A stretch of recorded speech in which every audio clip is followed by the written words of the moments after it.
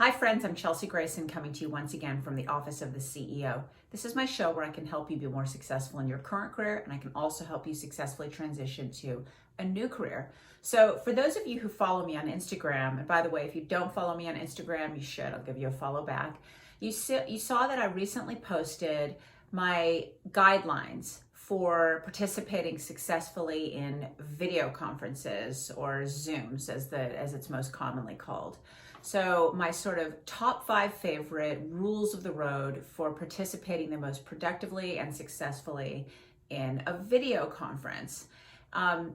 These are just my opinions, but these are the things that I've seen that work the best, that give you the best look, so to speak, on a video conference, that make others more amenable and open to hearing what you have to say and being receptive to your ideas, and that make them want to circle back and engage in additional meetings with you because you appear collected, presentable, you command respect, you have an air of credibility.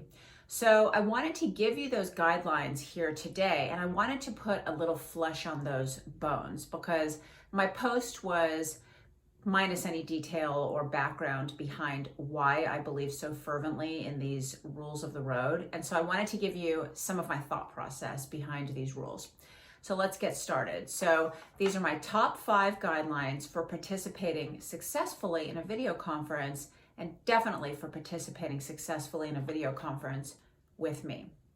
So number 1, start logging in prior to the scheduled time.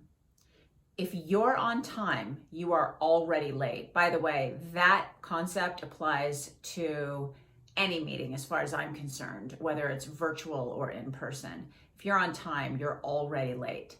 Just like as in any meeting, getting onto a video conference, you ought to start logging on at least 5 minutes ahead of the start time. I usually like to start logging on a little bit more than 5 minutes ahead. We know in this world there might be a glitch with your internet or Wi-Fi wherever you are. There might be some sort of a glitch with the link. Maybe they didn't send the right one. There might be some sort of a glitch with your computer. Who knows? Technology is what it is. We've all experienced when we thought we were going to be perfectly on time to a Zoom, and then it turned out we were 5 minutes late because we were futzing around and couldn't find the Zoom link, or it wasn't working, or what have you, right? Don't be that person, because everyone's just sitting around twiddling their thumbs, and if they've already started the meeting by the time you're able to join, it'll be really obvious because your tile is going to pop up late, right? So start ahead of time, plan for exigent circumstances, plan for tech problems, but also, even if you don't have tech problems, there's all these niceties and kind of socializing that happens before any meeting really commences, right? And if you're respectful of the folks that are running the meeting, or if you are running the meeting and you're respectful of the folks that are attending the meeting, you'll respect that they put half an hour, whatever it is on the calendar. They didn't want for it to be an hour plus 15 minutes because you spent the first actual 15 minutes of the call socializing and throat clearing. So if everyone joins just a few minutes before the call is actually supposed to start, then you can get all that throat clearing and socializing out of the way. You can start the actual substantive part of the meeting right on time, and you can get everyone moving exactly at the time that you said you were going to stop the call. So that's rule 1. Number 2, turn on your video. This is barring exigent circumstances, of course. If you have to actually just dial in on your phone to a video conference because you're driving and that was inevitable and inescapable, if you happen to be experiencing horrible tech issues and turning your video on, even though you're capable of it and you're not in the car, if turning your video on is going to make you glitchy or slow down your audio, obviously that's a temporary tech issue and you shouldn't turn your video on. But not turning your video on, generally speaking, if you've got no other excuse, is almost like dialing into a call that everyone is taking in the conference room right next to your office. It's so rude. It's so disrespectful. Everyone else bothered to make themselves presentable, to put something on at least the top half, to straighten themselves up and straighten up the room that they're in or what have you, to make themselves available for you to see them eye to eye, face to face on this call. So for you not to have taken that minimal amount of time to prepare yourself to participate in the video conference portion of a video conference call is just screams disrespect. It can also scream potentially laziness.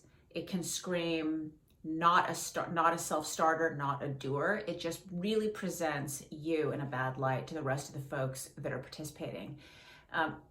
Again, the disrespect part is almost sort of like, I just couldn't be bothered. I really don't care about you guys seeing me. I'm probably not looking at you. I might be doing other stuff on the side that I don't want you to see that I'm doing, which is super disrespectful to the purpose of the meeting. It is absolutely not an excuse for you to say to folks, I'm not coming on screen because I'm not wearing something appropriate, or I just didn't get myself done today. Get yourself done. We're at work, people. We're taking business meetings. You wouldn't do this if you were at work, right? You're not rolling into work in sweats and then shutting yourself in your office all day and saying, I can't take meetings today because of the way I came in. No, you're coming in appropriately attired, right? Not an excuse. That actually leads me perfectly into rules of the road number 3.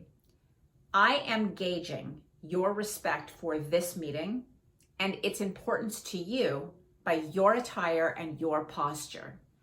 What you are wearing and how you are physically presenting yourself is super important to me in determining, is this meeting important to you?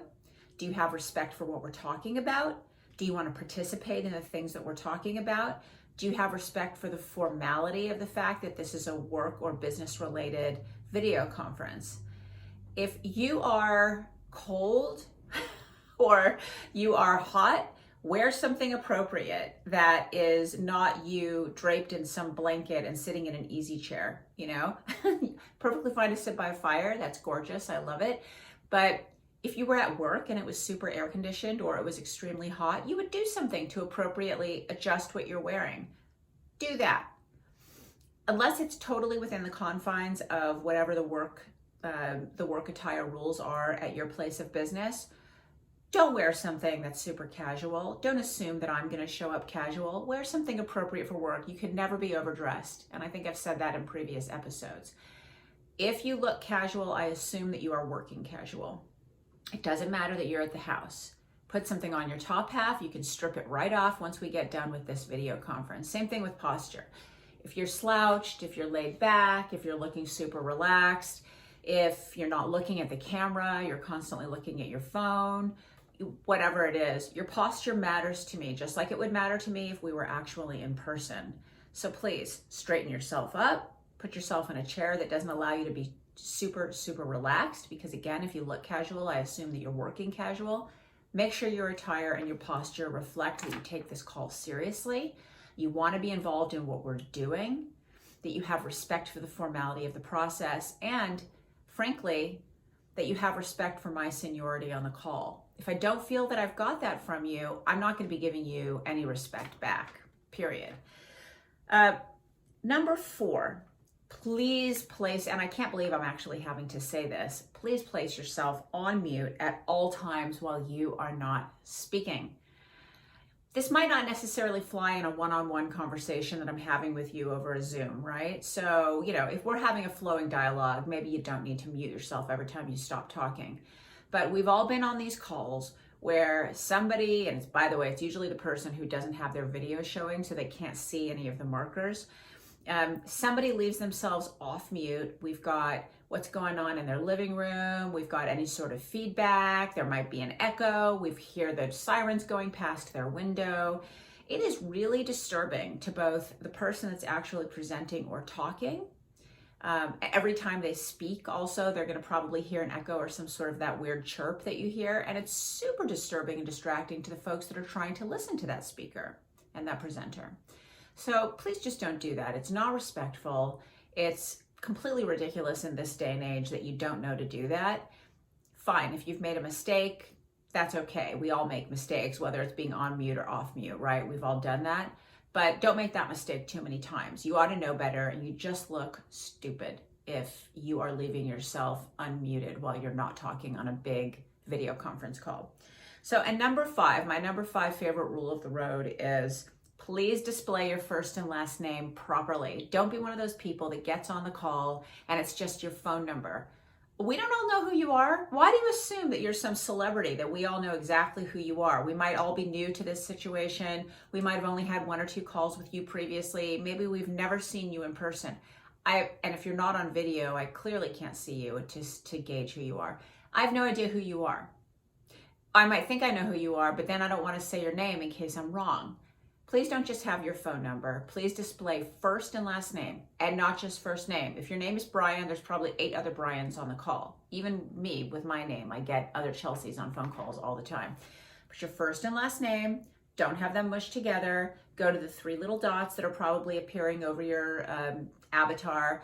Hit them. It probably says rename in the drop down. Hit the rename. Spell it out. Chelsea with a capital C, space, Grayson with a capital G. If you've got room, comma, your title, Chelsea Grayson, comma, board member. If you don't have room, no worries. That is going to be immensely helpful.